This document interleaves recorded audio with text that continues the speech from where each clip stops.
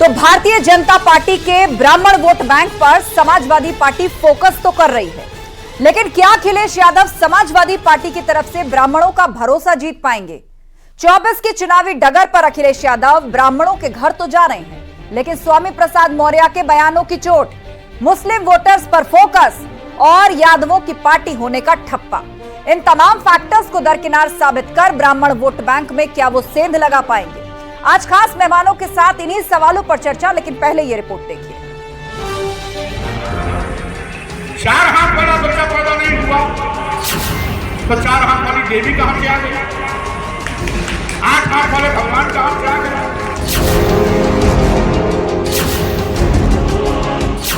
BJP के ब्राह्मण महाकुंभ के बाद एसपी की ब्राह्मण महापंचायत। 2024 के लोकसभा चुनाव की बिसात पर अब ब्राह्मणों का बड़ा दांव चल दिया गया है। अभी हाल ही में ब्राह्मणों के महाकुंभ में यूपी के डिप्टी सीएम ब्रजेश पाठक शामिल हुए थे, तो अब ये यूपी के समाजवादी पार्टी के प्रदेश कार्यालय के ठीक बाहर होर्डिंग देखिए, महाब्राह्मण महापंचायत। बीजेपी के ब्राह्मण वोट पर समाजवादी पार्टी की नजर। समाजवादी पार्टी ने ब्राह्मणों को ऊंचे स्थानों पर बैठाया। मेरे जैसे साधारण कार्यकर्ता को 2 बार मंत्री बनाया, 1 बार स्वास्थ्य मंत्री बनाया, 1 बार श्रम मंत्री बनाया, 2 बार स्पीकर बनाया। समाजवादी पार्टी की सरकार में बड़ी संख्या में ब्राह्मण मंत्री रहे हैं। 24 की चुनावी डगर, अखिलेश चले ब्राह्मणों के घर। प्रदेश और देश की जनता को जाति और धर्म के खांचे में बांटकर राजनीति करना चाहती है। जाति विभेद पैदा करके अपना काम निकालना चाहती है। स्वामी की जबानी चोट, ब्राह्मण देंगे एसपी को वोट। सभी जाति धर्म वर्ग के लोगों को सम्मान देते हैं। आज चुनाव के समय दूसरे राजनीतिक दल ब्राह्मणों को याद कर रहे हैं, कोई दलितों को कर रहा है, कोई मुस्लिमों को, लेकिन काम नहीं कर रहा। 24 से पहले 13 ब्राह्मण वर्सेस मेरा ब्राह्मण।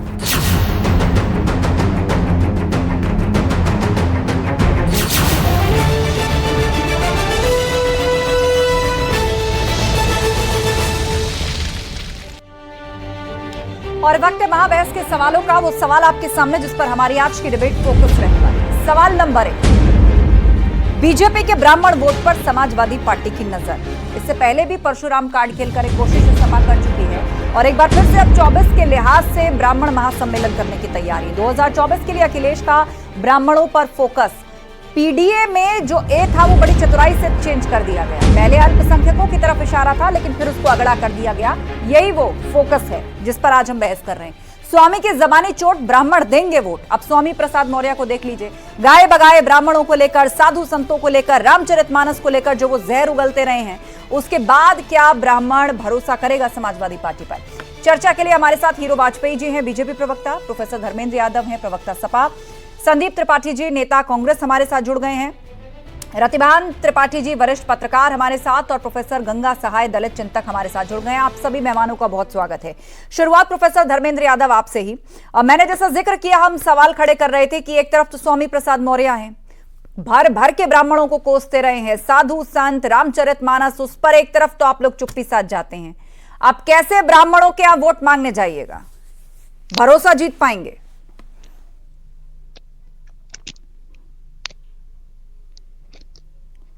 धर्मेंद्र जी, आपको आवाज पहुंच रही है मेरी?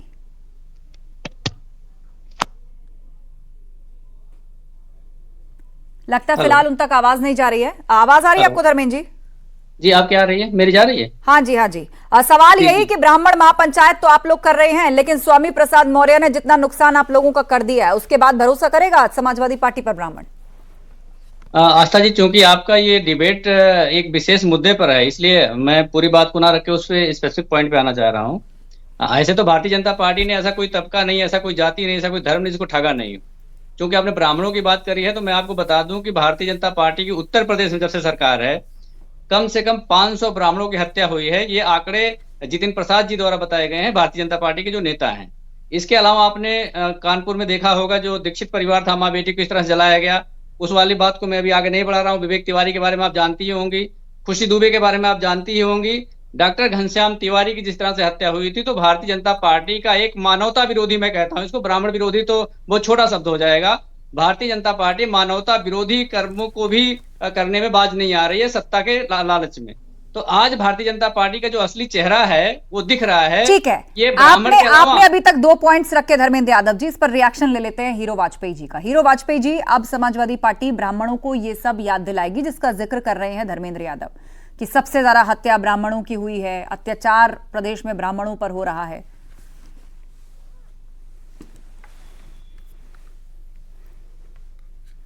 हीरो वाजपेयी जी, आप सुन पा रहे मुझे? जी, समाजवादी पार्टी का फोकस 24 के लिए अब ब्राह्मणों पर भी होने जा रहा है। ब्राह्मण महापंचायत कर रही है और प्रोफेसर धर्मेंद्र यादव यहां पर आरोप लगा रहे हैं कि प्रदेश में सबसे ज्यादा जो हत्याओं का आंकड़ा है उसमें ब्राह्मण सबसे ज्यादा है, ब्राह्मणों पर खास अत्याचार यूपी में हो रहा है। ये बात अब ब्राह्मण महापंचायत के माध्यम से सपा रखने जा रही है। देखिए, लगातार अखिलेश यादव हार दर हार 4 चुनाव वो लगातार हारे हैं और उन्होंने उसमें सारे ही नए प्रयोग कर डाले, कोई प्रयोग छोड़ा नहीं। कांग्रेस के साथ गए, कहा 2 युवाओं का साथ है, बसपा के साथ गए, तमाम अन्य जातियों के साथ गए और मुझे लगता है उनका कोई भी पुराना साथी उनके साथ टिका नहीं या वो टिक नहीं सके। इसके मतलब जो भी उन्होंने कार्य किए वो प्रयोग दर प्रयोग करते रहते हैं और प्रयोग दर प्रयोग फेल होते जाते हैं, किसी भी चीज पर खरे नहीं उतरे। अब जो उन्होंने एक नया उठाया कि मैं ब्राह्मणों के बीच में जाऊंगा, मुझे लगता है ब्राह्मण को क्या वो एक जाति मानते हैं, ब्राह्मण को क्या वो वोट बैंक मानते हैं? मुझे लगता है यही भ्रम है उनका, जो फिर गलत रास्ते पे चल पड़े। ब्राह्मण वोट बैंक नहीं है, ब्राह्मण कोई जाति नहीं है। लोक हित के लिए जो काम करे वही ब्राह्मण, जो जनहित के लिए कार्य करे वही ब्राह्मण, जो सही उद्देश्यों पर जाने वाले राजनीतिक दल को वोट दे वही ब्राह्मण। इतना ही है ब्राह्मण की परिभाषा। मुझे लगता है फिर अखिलेश यादव को कोई गलत परिभाषा समझ में आ गई है, गलत परिभाषा उन्होंने अपने मन में गढ़ ली है ब्राह्मण। ठीक है, ब्राह्मण पथ प्रदर्शक है, मार्गदर्शक है, सही रास्ते पे चलने वाला है, लोक हितकारी है, परहितकारी है, ऐसे व्यक्ति को ब्राह्मण कहते हैं। वो ब्राह्मण को जाति और वोट बैंक में तब्दील करने की कोशिश कर रहे हैं। मुझे लगता है फिर गलत राह पे जा रहे हैं और फिर 2024 के चुनाव में पीसीआर सभी गेस्ट को विंडो में रखिए। मुझे लगता है समाजवादी पार्टी का इस बार खाता भी नहीं खुलेगा। ठीक है, रिएक्शन संदीप त्रिपाठी जी, नेता कांग्रेस हमारे बीच में है। संदीप जी, अब ब्राह्मणों पर फोकस हो रहा है, बीजेपी कोर वोट बैंक ब्राह्मण है ही उसका, समाजवादी पार्टी अलग से काम कर रही है। आस्था जी, हम लोग सब कहते हैं कि जो है ब्राह्मण कोर वोटर भाजपा का है, लेकिन भाजपा के भी हमारे साथी जो है हीरो वाजपेयी जी विलन वाली बात कर गए। वो वोट बैंक नहीं मानते, मतलब ये फ्री फंड का मजदूर है ब्राह्मण इनके लिए। मतलब आएगा, इनको वोट देगा, लेकिन उसको देना होगा तो कुछ देंगे नहीं। ब्रजेश पाठक जी की स्थिति ये है कि योगेश दीक्षित जी, मैं पर्सनली मिला हूं इसलिए मैं जानता हूं, योगेश दीक्षित जी के मसले में वो गए और आज उन पर स्वयं मुकदमा हो गया उसके जो है लड़के के ऊपर, और आज जो है वाजपेयी जी जो है पाठक जी कुछ नहीं कर पाए उसमें। आज आप बात कर रहे हैं ब्राह्मण की, और अभी राजेंद्र नाथ त्रिपाठी जी का एक कार्यक्रम था ब्राह्मण महाकुंभ, वो भाजपा का कार्यक्रम नहीं है। आज उत्तर प्रदेश में ब्राह्मणों की राजनीति भारतीय जनता पार्टी ने खत्म कर दी है। कोई 2 नाम नहीं है भारतीय जनता पार्टी में जिसका नाम ये बता दे कि वो कोई काम करा सके। जितिन प्रसाद तो हमारे बड़े जो है साथी रहे, हम तो हमारे वो बड़े नेता हैं, हम तो जानते हैं उनके ब्राह्मण चेतना परिषद के गठन में मैंने महत्वपूर्ण भूमिका अदा की। 6 डिस्ट्रिक्ट में जो है मैंने गठन कराया। तो वाजपेयी जी, तो आज ब्राह्मणों के नाम पर अगर भारतीय जनता पार्टी जिस तरीके से ब्राह्मणों को ठगने का काम कर रही है। संदीप जी, ठीक है, आपकी बात आ गई, बोलिए। बड़ा दुर्भाग्य की हीरो वाजपेयी जी, जाति और धर्म की राजनीति नहीं करती है। ठीक है, बात आ गई आपकी, बोलिए हीरो वाजपेयी जी। मैं पहले भी पूरी तरह से कह चुका हूं, यदि ये जाति के चश्मे से ब्राह्मण को देखते हैं तो ब्राह्मण को मैंने बताया कि एक विद्वान है। विद्वान व्यक्ति को आप समूह में नहीं आ सकते, विद्वान व्यक्ति को आप ग्रुप में नहीं आ सकते। वो अपनी बुद्धिमत्ता के परिचय से वोट करता है और जो पार्टी आजादी के बाद से जब जब सही लगी उसको वोट करता रहा। उसे लगता रहा कि अटल बिहारी वाजपेयी सही नेता है, नरेंद्र भाई मोदी सही नेता है, इनके नेतृत्व में देश आगे बढ़ेगा, वो वोट देता है। अगर उसको आप जाति के चश्मे से बांधेंगे कि क्या मिला और किसको क्या दिया, तो मेरे पास एक बहुत लंबी फहरिस्त है, पर मैं लेना नहीं चाहता वो नाम। क्योंकि नाम लेने से उन लोगों का कद छोटा होगा। लोग अपने कार्य, अपने पराक्रम, अपने विद्वता से अपने पदों पर आसीन है, उनको इस चश्मे से देखकर मुझे लगता है ये छोटा करने की कोशिश होगी। चलिए प्रोफेसर धर्मेंद्र इसका जवाब देना चाह रहे थे, बोलिए धर्मेंद्र जी, क्योंकि हमारे साथ गंगा सहाय जी भी जुड़ गए हैं दलित चिंतक, मैं उनका रुख करूंगा। हीरो वाजपेयी जी ने बिल्कुल बढ़िया परिभाषा बताया और बताया कि ये बुद्धिमान लोग हैं और जिसको वोट देते हैं, जिनको जानते हैं कि देश और समाज के लिए, बिल्कुल इसमें दो राय नहीं। 2012 से लेकर 17 तक, इसके पहले 4 बार उत्तर प्रदेश में समाजवादी पार्टी को भी वोट दिया है, तो उसको ये नाम लेना भूल गए हैं। इनके याददाश्त के लिए मुझे बताना जरूरी था कि समाजवादी पार्टी को भी ब्राह्मण कभी समझता था कि ये नई धारा में लाकर समाज को खड़ा करेंगे और प्रदेश के लिए अच्छा काम करेंगे, जो कि हमने करके भी दिखाया। हमें एक बार मौका मिला, हमने ओमेन के लिए ओमेन हेल्पलाइन नंबर 1090 शुरू किया, जो उत्तर प्रदेश में पहली बार शुरू हुआ। उसके बाद हम लोगों ने ये सब मुद्दों पर आपने चुनाव लड़ लिया, कुछ नया ऐड करिए धर्मेंद्र जी। ये नहीं, नया पर आपने चुनाव लड़ लिया, कुछ नया ऐड करिए। भारतीय जनता ब्राह्मण महासम्मेलन की जरूरत उस पार्टी को क्यों पड़ी जो पीडीए की बात कर रही थी? एक और अल्पसंख्यक था, बड़ी चतुराई से उसको अगड़ा बना दिया गया, ये जरूरत क्यों पड़ी? आस्था जी, अगर भारतीय जनता पार्टी शिक्षा का बजट कम कर देती है, 32 रुपए एक व्यक्ति पर शिक्षा पर खर्चा करती है, तो भारतीय जनता पार्टी तो जब शिक्षा ही नहीं देना चाहती है तो भारतीय जनता पार्टी विकास क्या करेगी? तो अगर हम इस मुद्दे को ना उठाएं तो मुद्दा कौन सा उठाएं? हम स्वास्थ्य की बात करते हैं, आयुष्मान का जो भारतीय जनता पार्टी डंगा पीटती है, मात्र 23 रुपए प्रति व्यक्ति पे खर्चा होता है। वो सब ठीक है, आप मुद्दा बनाइए अपना, लेकिन इस बात का भी तो जवाब दीजिए, ब्राह्मण महापंचायत की जरूरत क्यों पड़ी? देखिए, शिक्षा, सुन लीजिए, शिक्षा, स्वास्थ्य, बेरोजगारी, महंगाई, ये मुद्दा है, भ्रष्टाचार मुद्दा है, वो हमेशा रहेगा। बिल्कुल रहेगा, बनाइए मुद्दा, उसमें कोई जनता के बीच में ले आएंगे, उस पर कोई रोक टोक नहीं है। लेकिन जो पूछ रही हूं उसका तो जवाब आप दे ही नहीं रहे, आप बचना चाह रहे हैं उससे धर्मेंद्र जी। कोई बात नहीं, हमारे साथ दलित चिंतक प्रोफेसर गंगा सहाय जुड़ गए हैं। प्रोफेसर गंगा सहाय, ज्यादातर जो विपक्ष की पार्टियां हैं आज के दौर में, कोई पिछड़ों की राजनीति कर रहा है, कोई दलितों की राजनीति कर रहा है, कोई अल्पसंख्यकों के साथ कॉम्बिनेशन बनाने की कोशिश कर रहा है, कोई पिछड़ों के साथ कॉम्बिनेशन बनाने की कोशिश कर रहा है, लेकिन अब समाजवादी पार्टी को ब्राह्मण याद आ रहे हैं और पीडीए से भी एक फॉर अल्पसंख्यक हटा करके ए फॉर अगड़ा भी कर दिया गया। देखिए, कायदे से हर पार्टी को समाज के हर हिस्से को संपर्क करना चाहिए, उसे संवाद करना चाहिए और उसके सवालों को अपने एजेंडे में शामिल करना चाहिए। अगर समाजवादी पार्टी समाज के हर हिस्से तक पहुंचने की प्रक्रिया में उसके सवालों को अपने मूल एजेंडे में शामिल करने की प्रक्रिया में ब्राह्मण महासभा कर रही है तो इसमें कोई बुराई नहीं है। लेकिन अगर वो जाति के आधार पर एक गठबंधन, एक ध्रुवीकरण या कुछ लाभ पाने की कोशिश कर रही है तो इसमें समस्या है कि जो समाजवाद का मूलभूत विचार है वो जाति के इस पदानुक्रम को नहीं मानता और कोई श्रेष्ठ है या कोई निकृष्ट ये नहीं मानता। तो ऐसे में उस मूल विचारधारा को ध्यान में रख करके अगर किसी तबके तक जा रहे हैं और उसके सवालों को अपने एजेंडे में शामिल करना चाहते हैं तो मेरे ख्याल से इसमें कोई बुराई नहीं है। उद्देश्य क्या है ये महत्वपूर्ण है। ठीक है, प्रोफेसर माफ कीजिए, रतिभान त्रिपाठी जी वरिष्ठ पत्रकार हमारे बीच में है। रतिभान जी, आप किस तरह विश्लेषण करेंगे? अब पीडीए से ए फॉर अगड़ा किया गया, अब ब्राह्मण महापंचायत सपा कर रही है और इस महासम्मेलन के माध्यम से ब्राह्मणों तक ये मैसेज देने की कोशिश कि देखिए एकमात्र जो अत्याचार हो रहा है या जो सबसे ज्यादा टारगेट हो रहा है वो ब्राह्मणों का हो रहा है प्रदेश में। देखिए आस्था जी, असल बात यह है कि उद्देश्य क्या है राजनीति का। अखिलेश यादव जी समाजवादी पार्टी के राष्ट्रीय अध्यक्ष हैं, उन्हें अपने तरीके से राजनीति करने का अधिकार है, लेकिन ब्राह्मणों को अगर जाति के खांचे बांट कर देखेंगे तो बड़ा नुकसान हो सकता है उन्हें, और हमें समय समय पर होता भी रहा है।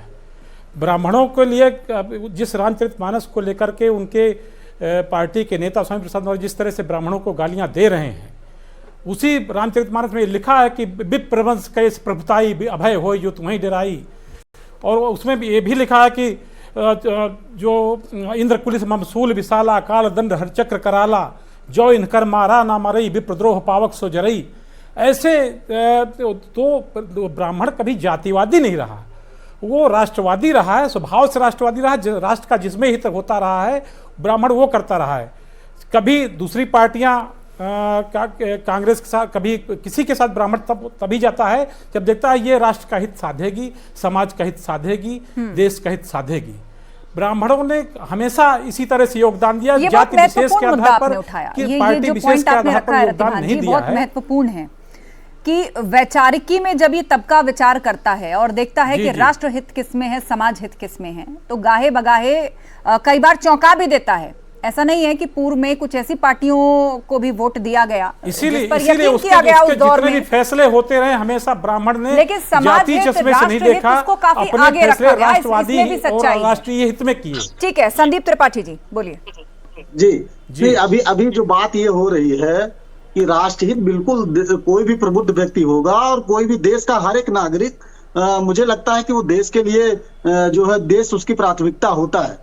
लेकिन जिस तरीके से आज उत्तर प्रदेश के हालात ये हैं कि यहाँ पर राजतंत्र चल रहा है, एक जाति विशेष का शासन चल रहा है, कहीं ना कहीं ये गंभीर चिंता का विषय है उत्तर प्रदेश में। आप डीएम की संख्या देख लीजिए, आप एसडीएम की संख्या देख लीजिए, आप थानेदारों की संख्या देख लीजिए, सिर्फ एक जाति जो मुख्यमंत्री जी की जाति से आते हैं उन्हीं का प्रभुत्व मिलेगा। कहीं ना कहीं ये उत्तर प्रदेश में चिंताजनक विषय है। जो काम जो गलती शायद की जो है अखिलेश जी ने की थी, कहीं ना कहीं वो भारतीय जनता पार्टी वाजपेयी जी कर रही है। जवाब आपका। देखिए, मुझे इसमें सख्त आपत्ति है कि आदरणीय मुख्यमंत्री श्री योगी आदित्यनाथ जी की जाति के आधार पर बात हो रही है। जो आदमी संत है उसकी कोई जाति नहीं है और उस जाति के आधार पर कहीं कोई निर्णय नहीं करती। भारतीय जनता पार्टी किसी जात की पार्टी है ही नहीं। हम सबका साथ, सबका विकास, सबका विश्वास और सबका प्रयास करते हैं। जिसको जहां जगह मिली, अगर मिल जाए तो कहे कि आज उस जाति का है।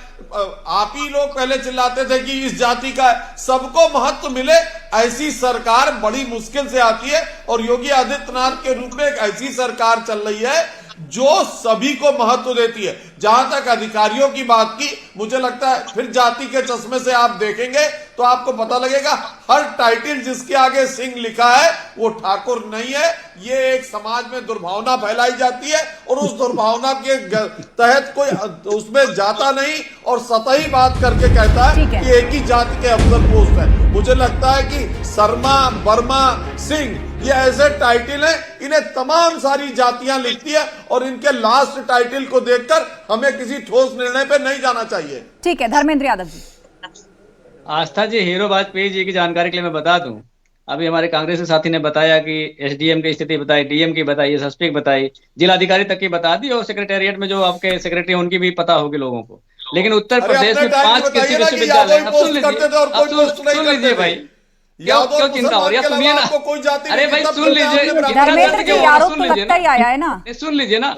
उत्तर प्रदेश में 5 कृषि विश्वविद्यालय हैं। उत्तर प्रदेश में पूरे 5 कृषि विश्वविद्यालय हैं और 5 कृषि विश्वविद्यालय के जो वाइस चांसलर है, सुन लो, सुन लो भाई, अरे तो सुन तो लो, आप बात करते हैं। अरे सुनो भाई, आप सुनो पहले, ये शिष्टाचार खत्म मत करवा, वरिष्ठ प्रवक्ता है, आप ऐसे कैसे कर रहे हैं बताइए? इतने दिन से आपके साथ डिबेट करता हूं मैं। उत्तर प्रदेश में 5 कृषि विश्वविद्यालय है और 5 कृषि विश्वविद्यालय के कुलपति वाइस चांसलर ठाकुर जाति के हैं। जाके टाइटल भी मैच कर लेना, गोत्र भी मैच कर लेना, सब मिल जाएगा आपको। ये गुरु 100% ऑथेंटिक जानकारी है। मैं चैनल के माध्यम से पूरे देश को बता रहा हूं और उसकी संपूर्ण जिम्मेदारी ले रहा हूं। तो ये मत कहिए कि भारतीय जनता पार्टी की जो योगी सरकार है वो जातिवादी नहीं है, घोर जातिवादी है। 1535 थानों में अगर आप उठा के देखोगे तो कम से कम 1350 थानों में एक ही जाति का थानाध्यक्ष मिलेगा।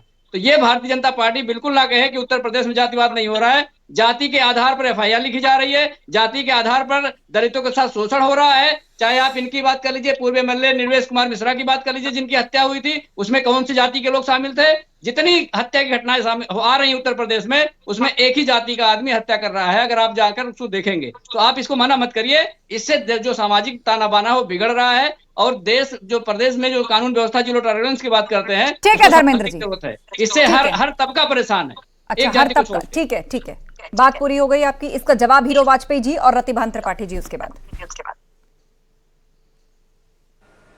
देखिए, मेरा एक मानना है कि जिस तरह से जाति की बात करते हैं और जातिगत चश्मे को देखते हुए तो सूप चलनी बोले जिसमें 7200 छेद। क्या था सपा सरकार में, क्या रहा बसपा सरकार में? छेद था, आपके दिमाग में छेद था, उस छेद को आपको लगा पूरी दुनिया में जातिवाद इस तरह का नहीं था, किसी जाति की पार्टी के आधार पर नहीं थे। जाति के आधार पर पार्टियां आप लोग चलाते हैं और जाति का आरोप हम पर लगाते हैं। भाई, हमारा तो हर प्रदेश में अलग जाति का मुख्यमंत्री है, तो आप यही कह देंगे अगर मध्य प्रदेश में मोहन यादव तो क्या यादवों की पोस्टिंग होगी? अगर भजन लाल शर्मा राजस्थान में तो क्या ब्राह्मणों की पोस्टिंग होगी? कितने हैं उत्तर ये प्रदेश में? गलत एक तरीका मिनट है, धर्मेंद्र मुझे लगता है जी, समाज आपने को अनइंटरप्टेड बहकाने 40 का सेकंड एक तक गलत तरीका अपनी है, बात और रखी आप बहका और जवाब नहीं भी सुनिए। पाएंगे। समाज बहुत जवाब भी सुन संगठित लीजिए, होता है, धर्मेंद्र अच्छी जी। तरह से जानता है कि अनइंटरप्टेड योगी आपने अपनी बात आदित्यनाथ रखी। एक लोकप्रिय मुख्यमंत्री हैं। ठीक है, संदीप त्रिपाठी जी। देखिए, अभी हमारे साथी कह रहे हैं कि हर जाति के मुख्यमंत्री हैं। अब लगभग जो है 18 राज्यों में जो है आपकी सरकार है। पहली बार मोदी जी के 10 साल के कार्यकाल में पहली बार मौका मिला है कि वो भी हम कम से कम 50 डिबेट में तो हम बोल चुके हैं कि आप एक मुख्यमंत्री का नाम बताइए। बहरहाल देखिए, जाति और धर्म की राजनीति की शुरुआत आपने की। आपने कैसे की मैं बताता हूं। मोदी जी प्रधानमंत्री बनने के बाद जब आकर ये कहते हैं कि वो ओबीसी समुदाय से आते हैं तो जाति की बात नहीं करते, और आप तो एक नारा लेके आते हैं कि अब की बार मोदी सरकार, मोदी भी एक जाति ही है, और आप जाति के नाम पर सरकार चला रहे हैं और आप कहते हैं हम जातिवादी नहीं है, जातिवादी नहीं है। आप जो है केशव प्रसाद मौर्य को जाति देखकर डिप्टी सीएम बनाएंगे, ब्रजेश पाठक को जो है ब्राह्मण को खुश करने के लिए डिप्टी सीएम बनाएंगे और कहेंगे जाति की राजनीति नहीं करते हैं। गजब की बात है भाई। और आप अभी आप कह रहे हैं कि जो है अजय सिंह बिष्ट जी की जात मत देखिए। देखिए वो हमारे एक मिनट संदीप त्रिपाठी जी। अवसर देना जाति की राजनीति संदीप नहीं है। त्रिपाठी जी, सभी वर्गों शांत को होइए अवसर आप। देना जाति की शांत राजनीति होइए है। और शब्दों को संभाल कर बोलिए। गर्व करते हैं। एक बाबा को गर्व करने की क्या जरूरत है? बाबा की तो दुनिया यहाँ पड़ी निजी है। कुंदक निकालने की आवश्यकता नहीं है। अपनी बात को रखिए आप अगर जातिवाद का आरोप लगा रहे हैं तो उसी से जुड़े बिंदु रखिए, निजी होने की आवश्यकता नहीं। नहीं, मैं किसी को निजी मैंने कहा ही नहीं। मैंने सिर्फ ये कहा कि हमारे मुख्यमंत्री जी जब ये आकर स्वयं कहते हैं कि वो क्षत्रिय वर्ग में पैदा होने पे गर्व महसूस करते हैं, तो ये बात संदीप त्रिपाठी की नहीं है, ये हमारे योगी जी की बात है। वो स्वयं इस बात को कह रहे हैं और उनके काम ये बात को दर्शाते हैं। जब बुलडोजर चलता भाई, है, जब उन पर आरोप लगाए गए कि वो क्षत्रिय कुल में पैदा हुए थे तो उन्होंने कहा हाँ मैं क्षत्रिय कुल में पैदा हुआ था, लेकिन अब मैं साधु हूं और साधु की कोई जात नहीं होती। अब पूरी बात सुन लीजिए कोई ना संदीप कोई जी। किसी ना किसी में पैदा ही अब होगा। इंटरव्यू की पूरी अब बात आपको भी सुन किसी लीजिए। समझाना पड़े तो मुझे लगता है कि सूरज को दिया दिखाना है। मैं गिना सकता हूँ जो टॉप 10 की लिस्ट में है, उनके यहाँ बुलडोजर नहीं चलता है। आप कह रहे हैं कि हम जातिवादी नहीं है, योगी जी जातिवादी नहीं है। कैसी बात कर रहे हैं आप? दलितों का उत्पीड़न कर रहे हैं, ब्राह्मणों का उत्पीड़न कर रहे हैं, यादवों को जाति देखकर उत्पीड़न कर रहे हैं, उनका वोट कटा रहे हैं। आप जो है मुसलमानों को संदीप उनका त्रिपाठी धर्म जी, देखकर जो है- आपने हाल ही में जाटों को नाराज कर दिया और समाजवादी पार्टी के लिए मुश्किल खड़ी कर दी। आप यहाँ पर अच्छा। जाति चिल्ला रहे हैं। है साक्षी मलिक जी जाट नहीं है, गुंडा जो कि सिर्फ योगी जी की जाति से आता है और वो गुंडा ही साफ साफ कर रहा है। उसके ऊपर रेप जैसे संदीप जो रेप- त्रिपाठी जी, जाति एकम जाति, जाति दूनी 2 जाति, जाति नहीं, 3 जाति, उसको एक तरफ रख दीजिए और मेरे सवाल का जवाब दीजिए। आस्था जी, जाति समझ में आ रही है तो आपने जो जगदीप धनखड़ जी के साथ जो हुआ उसके बाद जाट नेता नाराज हैं, जाट समाज नाराज है, आपने तो जवाब सपा के लिए मुश्किल खड़ी कर दी। मैं जवाब दे देता हूं। हाँ। पहली बात आप ये मान के चलिए कि जाति उत्तर प्रदेश में, खास करके उत्तर प्रदेश और बिहार, उत्तर भारत में एक फैक्ट है, इसमें कोई दो राय नहीं। अब बात आती है जगदीप धनखड़ जी की। जब किसान आंदोलन चल रहा था पूरा देश को पता चल गया कि सत्यपाल मलिक जी जो है जाट है। वो उस समय भी गवर्नर थे। क्या देश को पता चला जो है उपराष्ट्रपति बनने के पहले कि धनखड़ जाट है? क्या जाटों के लिए उन्होंने कभी आवाज उठाई? क्या जब जो है हमारी जाट बहनें ये नाराजगी जाट नेताओं ने जाहिर की है, मुलाकात की है उपराष्ट्रपति से और कहा है हम आपके साथ हैं, और जब तक कांग्रेस माफी नहीं मांगेगी, मल्लिकार्जुन खड़गे, राहुल गांधी माफी नहीं मांगेंगे तो 24 में सबक सिखा देंगे। यूपी में कांग्रेस का तो कुछ है नहीं, दिक्कत आरएलडी और एसपी के लिए बढ़ा गए आप। आस्था जी, जाट बुद्धिमान कौम होती है। इन्होंने देश पर शासन किया है, बहुत सारे इनके राजा रहे हैं। अभी थोड़ी देर पहले आप कह रहे थे कि ब्राह्मण बुद्धिमान होता है, उस पर अत्याचार हो रहा है, उसको दबाया जा रहा है। नहीं, हमने कहा जो भी पढ़ा लिखा तबका होगा बुद्धिमान होगा, और वो तो राजा रहे हैं, उनके बहुत सारे राजा रहे हैं, कई नाम गिना। तारीख में किसी भी जाति में कोई पैदा हो, हर व्यक्ति पढ़ा लिखा, लिखी लिखाई 4 लाइनें हैं। जिस दिन का विषय जिस जाति का होगा ये उस पर फिट कर देंगे। के उदय का एक ही कारण है कि शिक्षा व्यवस्था हर क्षेत्र में पहुंची है। नहीं, हमने अगर आप जात की बात कर रहे हैं, ठीक है, मेरे पास लास्ट 1 मिनट का वक्त है, सब लोग अपनी बात रख लें। प्रोफेसर धर्मेंद्र यादव। आस्था जी, हीरो वाजपेयी जी की जानकारी के लिए मैं बताना चाह रहा हूँ, उत्तर प्रदेश में 7 कमिश्नरेट हैं और उसमें कितने ठाकुर मैं बता देता हूँ। गाजियाबाद के जो कमिश्नर ऑफ पुलिस है, चलिए आप पूरी लिस्ट निकाल के लाए हैं। थोड़ी देर पहले वाइस चांसलर की बात कर रहे थे, अब आप कमिश्नर की बात कर रहे हैं। थोड़ी देर में आप थानों पर आ जाएंगे। ठीक है, इसका जवाब हम लेंगे कलेक्टिव रूप से, लेकिन एक कमेंट रतिभान त्रिपाठी जी और प्रोफेसर गंगा सहाय, उसके बाद हीरो वाजपेयी जी। रतिभान त्रिपाठी जी। जी, मैं ये कह रहा हूँ कि जिस जाति की को लेकर स्वामी प्रसाद मौर्य इतना हल्ला मचा रहे हैं, उसी रामचरित युग दृष्टा संत तुलसीदास ने उसी रामचरितमानस में लिखा है, चल न ब्रह्म भकुल सन बरियाई, सत्य कहूँ दो भुजा उठाई। ये स्वामी प्रसाद मौर्य पर समाजवादी पार्टी ने कोई स्पष्टीकरण दिया नहीं है और फिर ब्राह्मण महासम्मेलन बुला रहे हैं, तो ठीक है, राजनीति करने का उनको अधिकार है, इस तरह के सम्मेलन बुलाने का उनका अधिकार है, लेकिन स्वामी प्रसाद मौर्य ने ब्राह्मणों को कितना अपमानित किया है ये भी तो देखना चाहिए, भी समझना चाहिए ना पार्टी की तरफ कि से किसी और पार्टी ने ब्राह्मणों को इस तरह से अपमानित नहीं किया है, मालूम होती है। स्वामी प्रसाद मौर्य ने किया, जब ब्राह्मणों के लिए अनाप शनाप बोलते हैं, देवी देवताओं के लिए अपमानजनक बात बोलते हैं, साधु संतों के लिए जहर उगलते हैं, और उस पर पार्टी जो है वो चुप्पी साध जाती है, जो कि अब ब्राह्मण महासम्मेलन करने जा रही है। बहुत शुक्रिया आप सभी लोगों का इस चर्चा में शामिल होने के लिए। तो भारतीय जनता पार्टी के ब्राह्मण वोट बैंक पर समाजवादी पार्टी फोकस तो कर रही है, लेकिन क्या अखिलेश यादव समाजवादी पार्टी की तरफ से ब्राह्मणों का भरोसा जीत पाएंगे? 24 की चुनावी डगर पर अखिलेश यादव ब्राह्मणों के घर तो जा रहे हैं, लेकिन स्वामी प्रसाद मौर्य के बयानों की चोट, मुस्लिम वोटर्स पर फोकस और यादवों की पार्टी का लेबल, इन तमाम फैक्टर्स को कैसे दरकिनार कर पाएंगे, ये एक बड़ा सवाल है। महाबहस में इतना ही, खबरें लगातार जारी हैं, आप बने रहिए हमारे।